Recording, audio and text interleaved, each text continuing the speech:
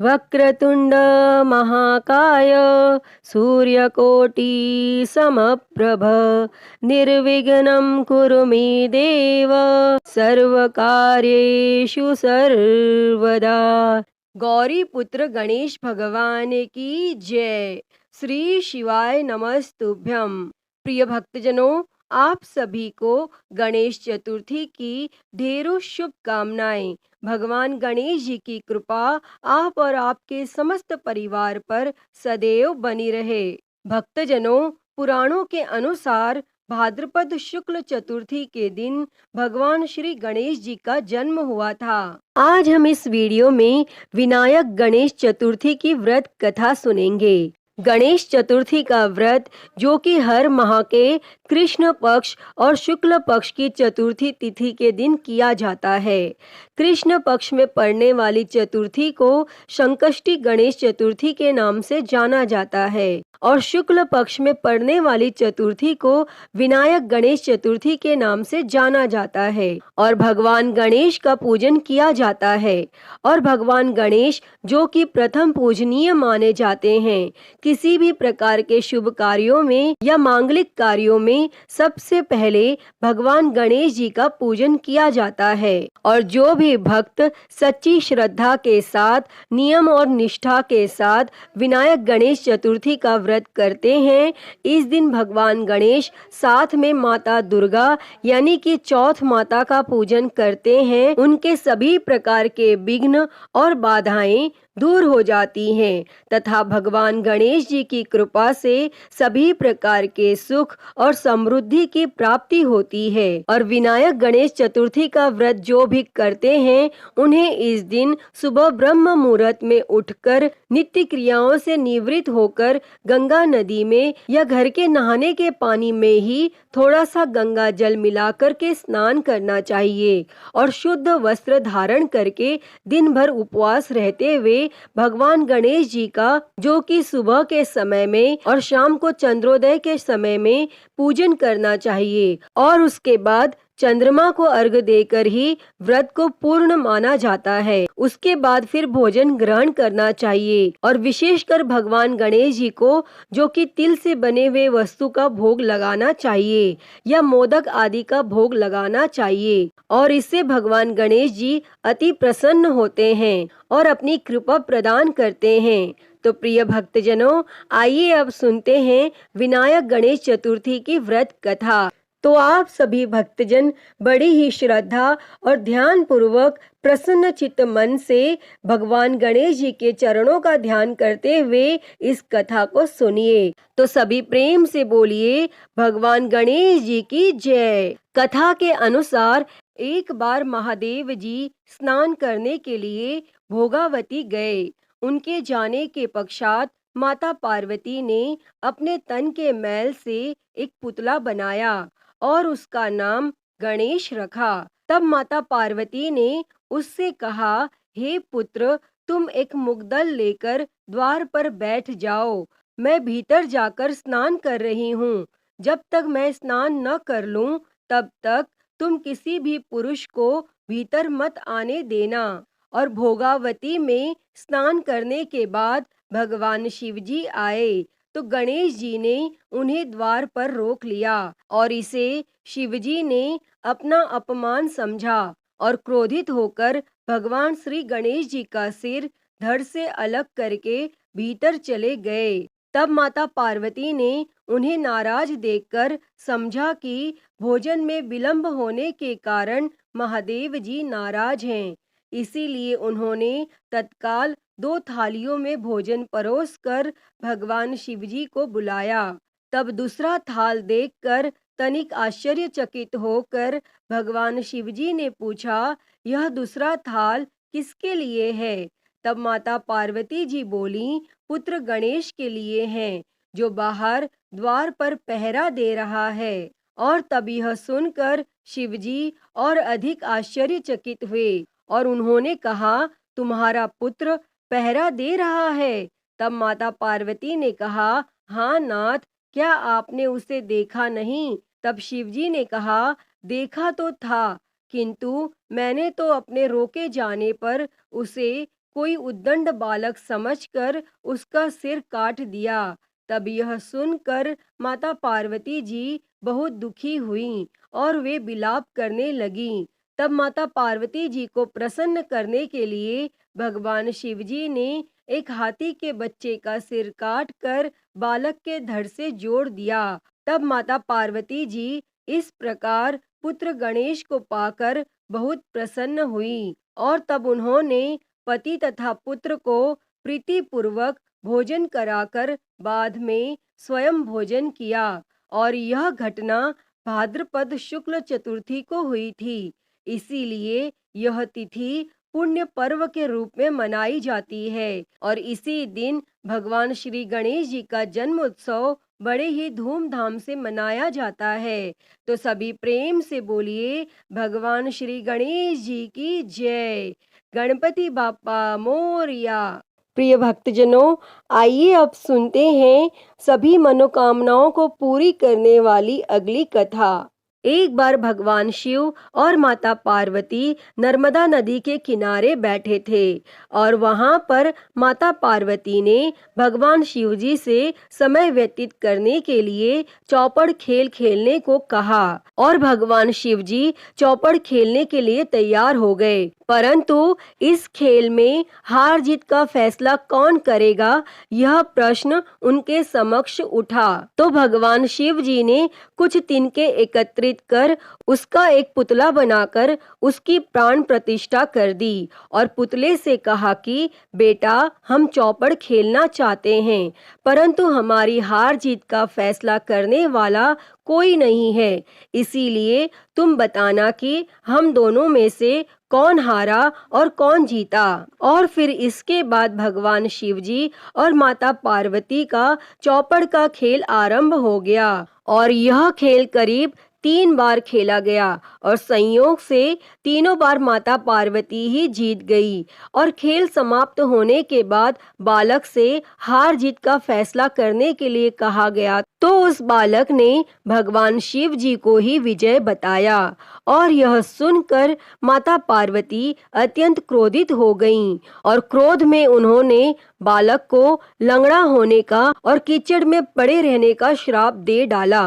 तब बालक ने माता पार्वती से माफी मांग ली और कहा कि हे माता, ये मुझसे अज्ञानतावश ऐसा हो गया है, मैंने किसी द्वेष भाव में ऐसा नहीं किया। और बालक द्वारा क्षमा याचना मांगने पर माता ने कहा कि यहाँ गणेश पूजन के लिए नाग कन्याएं आएंगी और उनके कहे अनुसार तुम गणेश जी का व्रत करना और ऐसा करने से तुम मुझे प्राप्त कर पाओगे। और ऐसा कहकर माता पार्वती भगवान शिव जी के साथ कैलाश पर्वत पर चली गईं और 1 वर्ष के बाद उस स्थान पर नाग कन्याएं आईं। तब उस बालक ने नाग कन्याओं से भगवान श्री गणेश जी की व्रत की विधि मालूम करके 21 दिनों तक लगातार भगवान गणेश जी का व्रत किया और उसकी श्रद्धा से गणेश जी प्रसन्न हुए और भगवान गणेश जी ने बालक को मनोवांछित फल मांगने के लिए कहा।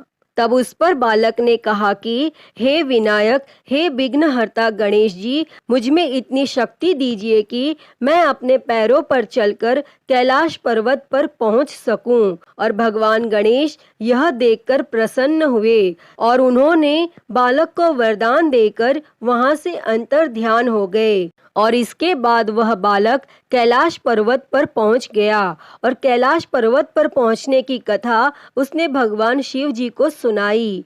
और चौपड़ खेल वाले दिन से ही माता पार्वती जी भगवान शिव जी से विमुख हो गई थी।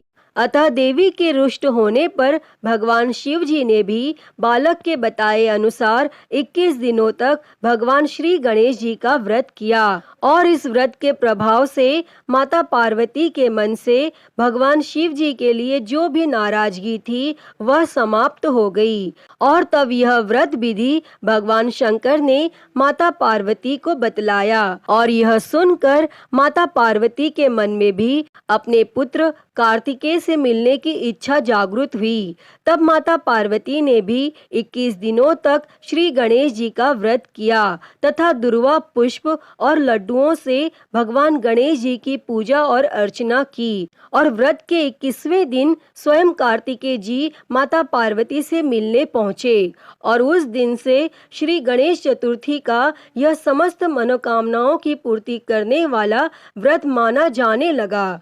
और इस व्रत को करने से मनुष्य के सारे दुख दूर हो जाते हैं और मनुष्य को समस्त सुख सुविधाओं की प्राप्ति होती है। अतः हे गणेश जी, इस कथा को कहते, सुनते और हुंकारा भरते सब पर अपनी कृपा बनाए रखना, सभी के दुख और कष्टों को हरना, सभी के जीवन में सुख और शांति देना। तो सभी प्रेम से बोलिए भगवान श्री गणेश जी की जय, श्री उमापति महादेव की जय, सर्व देवी देवताओं की जय। प्रिय भक्तजनों, आइए अब सुनते हैं गणेश जी की एक और कहानी। तो उससे पहले आप सभी प्रेम से बोलिए गणेश भगवान की जय। किसी गांव में एक माँ बेटी रहते थे। एक दिन बेटी अपनी माँ से कहने लगी, माँ, गांव के सभी लोग गणेश मेला देखने जा रहे हैं, मैं भी मेला देखने जाऊंगी। तब माँ ने कहा, मेले में तो बहुत भीड़ होगी, तुम गिर जाओगी और तुम्हें चोट लग जाएगी। परंतु लड़की नहीं मानी और वह मेला देखने की जिद करने लगी।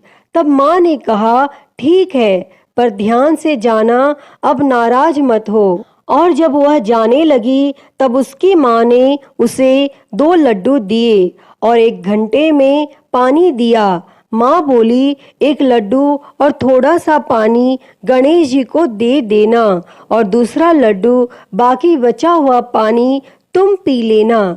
और फिर लड़की लड्डू और पानी लेकर मेले में चली गई। और शाम होने पर गांव के सभी लोग वापस आ गए, लेकिन लड़की वापस नहीं आई और वह मेले में गणेश जी की मूर्ति के पास बैठ गई और कहने लगी कि 1 लड्डू और पानी आपके लिए और दूसरा लड्डू और बाकी बचा हुआ पानी मेरे लिए। अब आप जल्दी से अपना लड्डू खा लो और पानी पी लो, ताकि मैं भी अपना लड्डू और बाकी बचा हुआ पानी पी सकूं। और इस तरह कहते कहते पूरी रात बीत गई और गणेश भगवान सोचने लगे कि अगर मैंने यह लड्डू नहीं खाया और पानी नहीं पिया तो यह लड़की अपने घर नहीं जाएगी। इसीलिए गणेश भगवान एक छोटे से लड़के के वेश में आ गए और उन्होंने उस लड़की से 1 लड्डू लेकर खा लिया और साथ ही थोड़ा सा पानी भी पी लिया। और फिर वह कहने लगे, तुम्हें जो चाहिए वह मांग लो। तब लड़की सोचने लगी कि क्या मांगू, अन्न मांगू, धन मांगू, या फिर खेत मांगू, या महल मांगू, या फिर अपने लिए एक अच्छा सा वर मांग लूं। मुझे तो कुछ समझ नहीं आ रहा है। और वह सोच ही रही थी कि गणेश भगवान उसके मन की बात को जान गए और उन्होंने लड़की से कहा, तुम अपने घर जाओ, जो भी तुमने अपने मन में सोचा है वह सब तुम्हें मिल जाएगा। और फिर वह लड़की अपने घर चली गई। और जब वह घर पहुंची तो माँ ने पूछा, इतनी देर कहाँ हो गई? तब लड़की बोली, आपने जैसा कहा था मैंने वैसा ही किया। मैंने 1 लड्डू और थोड़ा सा पानी गणेश जी को पिला दिया और दूसरा लड्डू और बचा हुआ पानी खुद पी लिया। और उसके इतना कहते ही लड़की ने जो सोचा था वह सब उसे मिल गया। अतः हे गणेश भगवान जी, जैसे आपने उस लड़की और उसकी माँ पर कृपा की, वैसी ही कृपा इस कहानी को कहते, सुनते और हुंकारा भरते सब पर करना। कथा अधूरी हो तो पूरी करना, पूरी हो तो मान रखना। तो प्रेम से बोलिए गणेश भगवान की जय। प्रिय भक्तजनों, आइए अब सुनते हैं गणेश जी की एक और कहानी। एक समय की बात है, किसी गांव में एक ब्राह्मण और ब्राह्मणी रहते थे। वह ब्राह्मण हर रोज सुबह उठकर गंगा जी में नहाने जाता और आकर गणेश भगवान की पूजा करता था, लेकिन उसकी पत्नी को यह पूजा अच्छी नहीं लगती थी। वह हर रोज ब्राह्मण से कहती कि तुम सुबह सवेरे ही पूजा करने बैठ जाते हो और मैं घर का काम काज झाड़ू बुहारी कब करूं, लेकिन वह ब्राह्मण उसकी बात को अनसुना कर देता। एक दिन ब्राह्मण गंगा जी में नहाने गया। पीछे से उसकी पत्नी ने भगवान गणेश जी की मूर्ति को छिपा दिया। तब ब्राह्मण ने आकर पूछा, मेरी गणेश जी की मूर्ति कहाँ गई? तब ब्राह्मणी ने कहा, मुझे नहीं पता कि आपकी मूर्ति कहाँ है। और उस दिन ब्राह्मण ने खाना नहीं खाया और कहा, मैं तो गणेश भगवान की पूजा करके ही खाना खाऊंगा। ब्राह्मणी ने ब्राह्मण को बहुत समझाया कि खाना खा लो, पर ब्राह्मण ने खाना नहीं खाया और वह रोने लग गया। और दोनों को लड़ते झगड़ते देखकर गणेश जी की मूर्ति हंसने लगी। तब ब्राह्मणी ने गुस्से में आकर कहा, तुम्हारी मूर्ति वहां पर पड़ी है। और मूर्ति के मिलने पर ब्राह्मण ने गणेश भगवान की पूजा की और उसकी पूजा से प्रसन्न होकर भगवान गणेश जी बोले, मेरी सेवा करते करते तुम्हें बहुत दिन हो गए, जो तुम्हें चाहिए वह मांग लो। तब ब्राह्मण ने कहा, अन्न मांगू, धन मांगू, जितना दुनिया में सुख है सारा मांगू। तब गणेश भगवान ने ब्राह्मण को धन धान्य और सारा सुख प्रदान किया। और फिर से ब्राह्मण गणेश भगवान की मूर्ति को मंदिर में रखकर पूजा करने लगा। और तब धन धान्य से भरपूर होने पर ब्राह्मणी के मन में भी गणेश भगवान के लिए श्रद्धा पैदा हुई और फिर वह ब्राह्मण को बोलकर गणेश भगवान की मूर्ति घर ले आई और दोनों पति पत्नी खूब प्रेम से भगवान गणेश की पूजा करने लगे। अतः हे गणेश महाराज जी, जैसा आपने ब्राह्मण और ब्राह्मणी को दिया, वैसा ही इस कहानी को कहते, सुनते और हुंकारा भरते सब किसी को देना। कहानी अधूरी हो तो पूरी करना। तो सभी प्रेम से बोलिए गणेश जी महाराज की जय। तो प्रिय भक्तों, मैं उम्मीद करती हूँ कि आपको यह गणेश जी की कहानी पसंद आई होगी और अगर यह कहानी अच्छी लगी हो तो इस वीडियो को लाइक करें, ज़्यादा से ज़्यादा शेयर करें और कमेंट बॉक्स में गणेश महाराज की जय लिखना ना भूलें। और महाकाल भक्ति ज्ञान चैनल को सब्सक्राइब कर नोटिफिकेशन बेल को ज़रूर ऑन कर लें। हर हर महादेव। धन्यवाद।